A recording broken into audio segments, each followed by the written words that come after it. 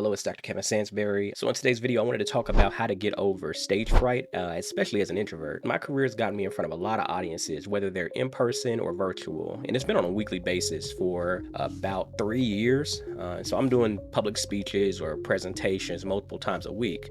And one surprising fact about me is that I'm actually introverted. I actually have anxiety when I speak in public. Now notice I said anxiety, I didn't say stage fright. I wouldn't say I have stage fright anymore because I have a system that I use that helps me get locked in, I guess I would say.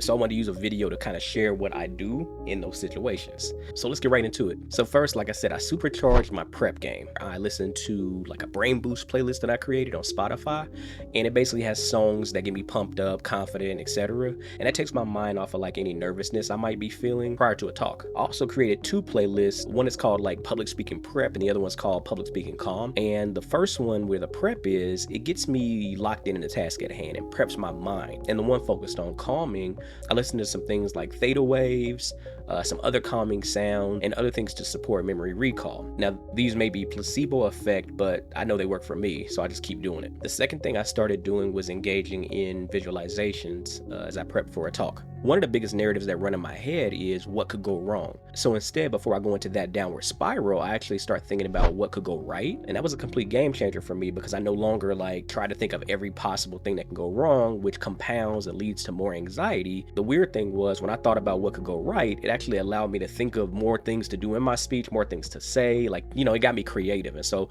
I just started doing that as it relates to visualization.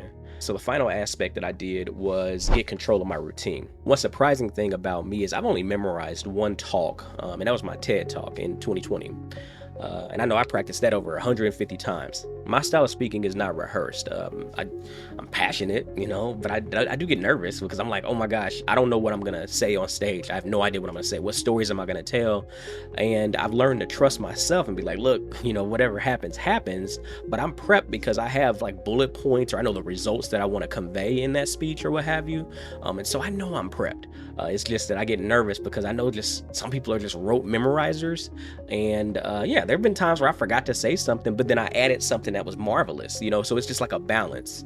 But I have to trust in myself. Another kind of routine thing that I do, I always do public speeches on an empty stomach. And that's different because I don't need that kind of food energy. I just need to hydrate myself.